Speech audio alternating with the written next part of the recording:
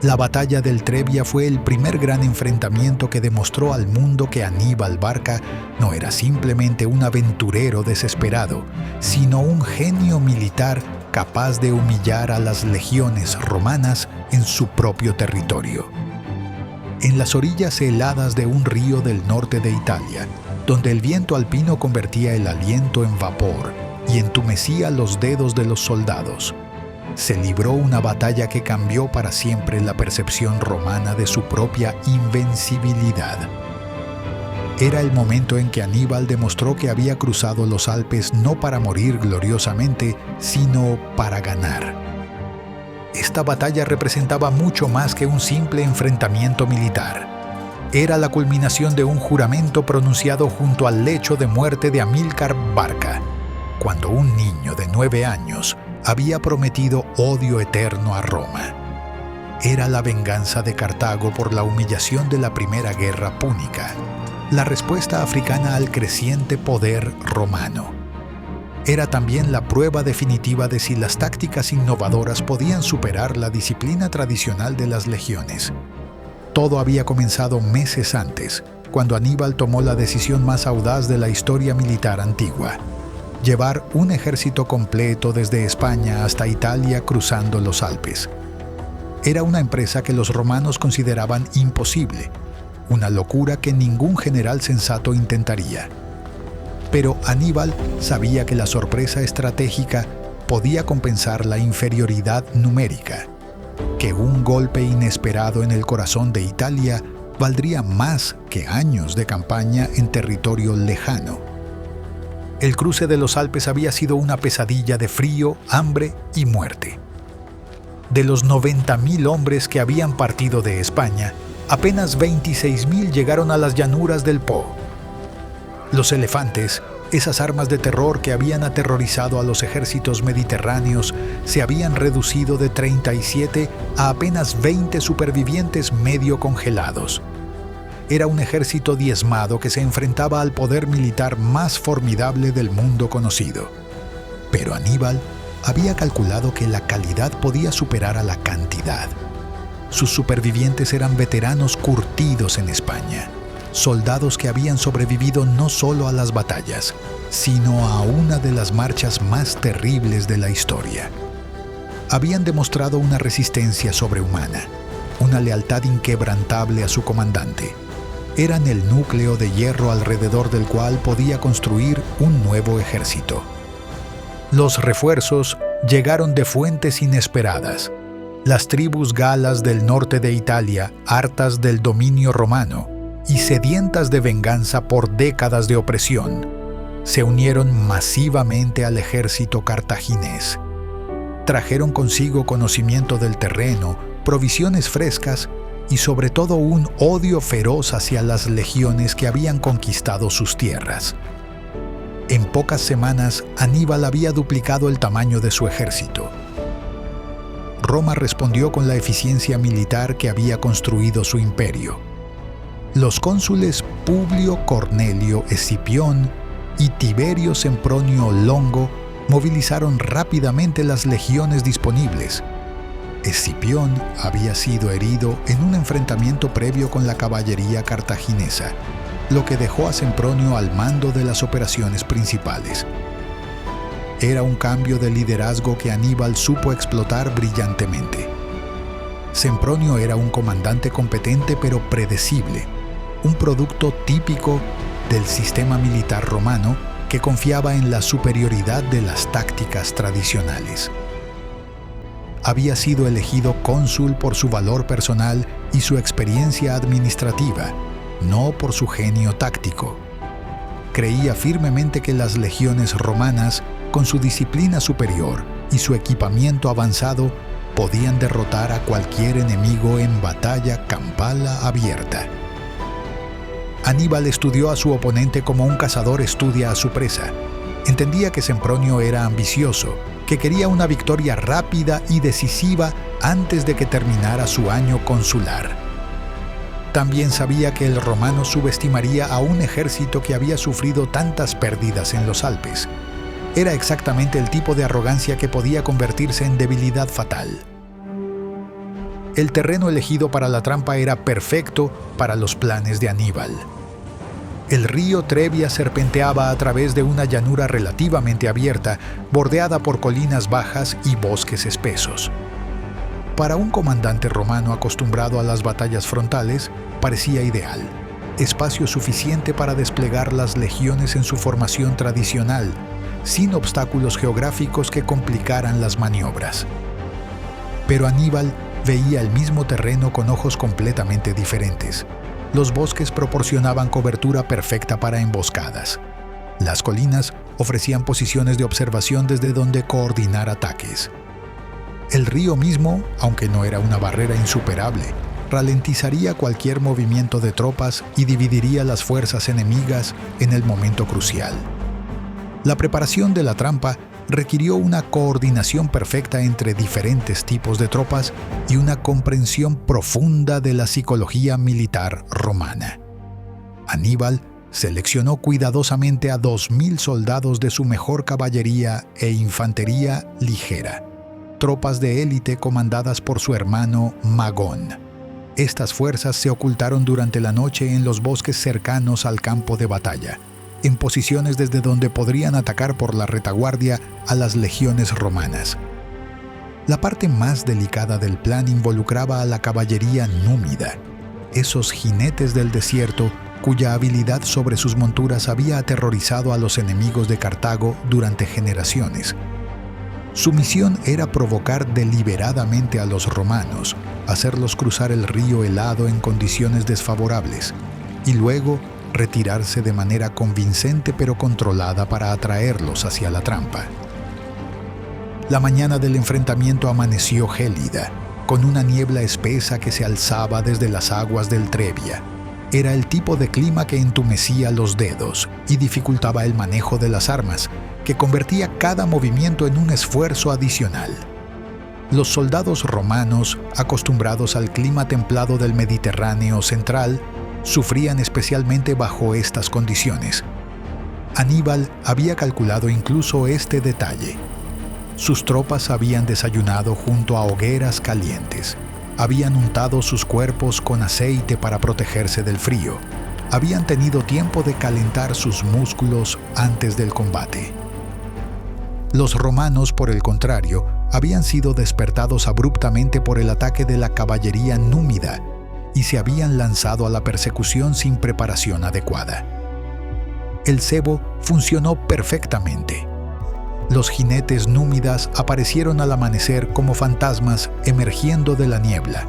Atacaron los puestos avanzados romanos con lluvias de jabalinas y luego se retiraron aparentemente en pánico hacia el otro lado del río. Era exactamente el tipo de provocación que un comandante romano agresivo no podía ignorar. Sempronio mordió el anzuelo con la voracidad de un depredador hambriento. Ordenó inmediatamente la persecución, convencido de que podía aplastar a la caballería enemiga y luego atacar el campamento cartaginés antes de que Aníbal pudiera organizar una defensa efectiva. Era una decisión táctica que parecía lógica, pero que jugaba directamente en las manos del estratega cartaginés. Las legiones cruzaron el Trebia en formación de combate, con el agua helada llegándoles hasta el pecho. Era un río poco profundo pero traicionero, con corrientes irregulares y piedras resbaladizas que dificultaban el movimiento coordinado. Los soldados llegaron a la otra orilla empapados, tiritando, con sus escudos pesados por el agua y sus músculos entumecidos por el frío. Aníbal los esperaba con su ejército desplegado en la formación que había perfeccionado durante años de campaña en España. En el centro colocó a sus tropas galas e hispanas, guerreros feroces pero menos disciplinados que servirían para absorber el primer impacto de las legiones. En los flancos situó a sus veteranos africanos, soldados de élite que habían sobrevivido a los Alpes y que constituían el núcleo de hierro de su ejército. Los elefantes formaron una línea intimidante al frente de cada ala. Eran bestias gigantescas que habían sobrevivido al infierno alpino, animales entrenados específicamente para el terror psicológico. Sus manhuts indios conocían cada comando, cada señal que podía dirigir a estos gigantes hacia las líneas enemigas como arietes vivientes. La caballería cartaginesa se desplegó en los extremos del campo de batalla, lista para envolver a las legiones una vez que éstas se comprometieran con la infantería del centro. Era una formación que requería coordinación perfecta entre diferentes tipos de tropas, cada una con su papel específico en la sinfonía de destrucción que Aníbal había compuesto. El combate comenzó con el choque tradicional de infanterías. Las legiones romanas avanzaron con su disciplina característica, una pared de escudos y hierro que se movía hacia adelante paso a paso. Sus jabalinas volaron en nubes densas, causando numerosas bajas en las primeras filas cartaginesas. Por un momento, parecía que la superioridad táctica romana se impondría una vez más. Pero Aníbal había planeado esta fase de la batalla con cuidado meticuloso. Sus tropas del centro cedían terreno de manera controlada, absorbiendo la presión romana sin quebrarse completamente. Era como un resorte que se comprimía pero mantenía su elasticidad, preparándose para el momento en que pudiera liberarse con fuerza devastadora. Los elefantes entraron en acción cuando las líneas se entrelazaron en combate cuerpo a cuerpo. Estas bestias gigantescas cargaron contra los flancos de las formaciones romanas, sembrando el pánico entre soldados que nunca habían enfrentado animales de tal tamaño. Sus trompeteos resonaban por todo el campo de batalla, un sonido primitivo que despertaba terrores ancestrales en los corazones humanos. Algunos romanos resistieron valientemente, usando sus pilum como lanzas largas para mantener a distancia a los gigantes. Pero la mayoría se desmoralizó ante la visión de toneladas de carne y hueso cargando contra ellos. Las formaciones se desintegraron en el pánico, creando huecos que la caballería cartaginesa explotó inmediatamente. Mientras tanto, en los bosques cercanos, Magón esperaba el momento preciso para lanzar su emboscada. Podía ver cómo las legiones romanas se comprometían cada vez más profundamente con el combate frontal, cómo perdían la cohesión que era su principal fortaleza. Era el momento que su hermano había predicho, el instante en que una intervención decisiva podía convertir una batalla reñida en masacre total. La señal llegó cuando la caballería cartaginesa completó su movimiento envolvente y atacó los flancos romanos. Magón lanzó a sus 2000 hombres contra la retaguardia de las legiones en el momento en que éstas estaban completamente ocupadas luchando en otros frentes. Era el golpe de martillo que rompió definitivamente la resistencia romana. Los legionarios se encontraron atacados por 3 lados simultáneamente. Presión frontal de la infantería cartaginesa, cargas de elefantes y caballería en los flancos. Y ahora un ataque completamente inesperado por la retaguardia. Era una situación táctica imposible que ni siquiera la disciplina legendaria de las legiones podía superar.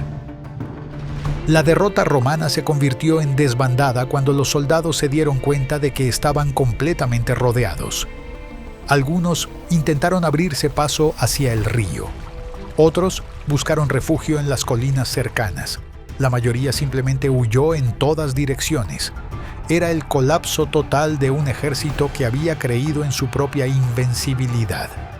Sempronio logró escapar con unos 10.000 supervivientes, principalmente de las tropas que no habían cruzado completamente el río cuando comenzó la emboscada. Su huida salvó su vida, pero no su reputación. Roma había sufrido una de las derrotas más humillantes de su historia, y el responsable era un joven general cartaginés que había convertido la desventaja aparente en victoria brillante. Las bajas romanas fueron devastadoras. Los historiadores antiguos hablan de más de 20.000 muertos, aunque estas cifras probablemente están exageradas. Lo que sí está claro es que Roma perdió 2 legiones completas, junto con sus auxiliares y aliados. era una sangría de recursos humanos que la República podía permitirse, pero que dañaba gravemente su prestigio militar.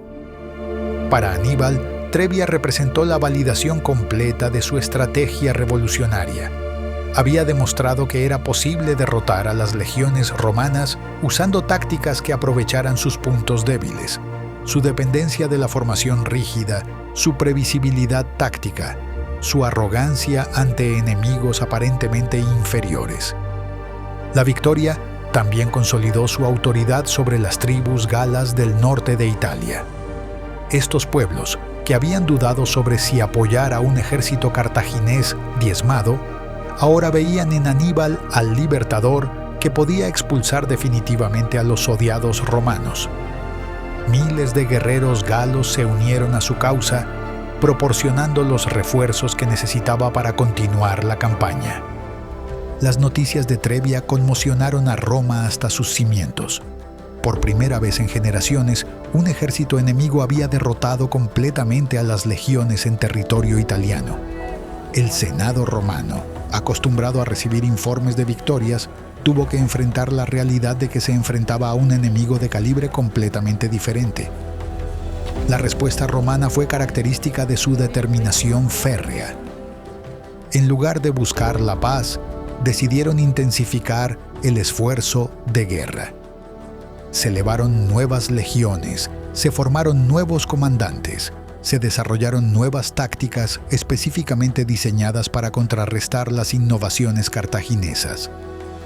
Trebia no había quebrado la voluntad romana, sino que la había templado como hierro en el fuego. Para Aníbal, la victoria en Trebia era solo el primer paso de una campaña que planeaba llevar hasta las murallas mismas de Roma.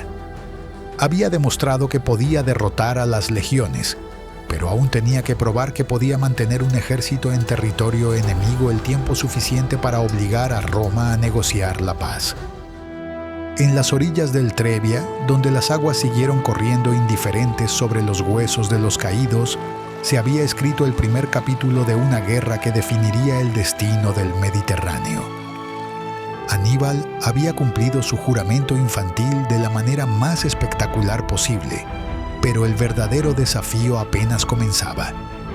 Roma había sido herida, no destruida, y su capacidad de recuperación sería la prueba final del genio cartaginés.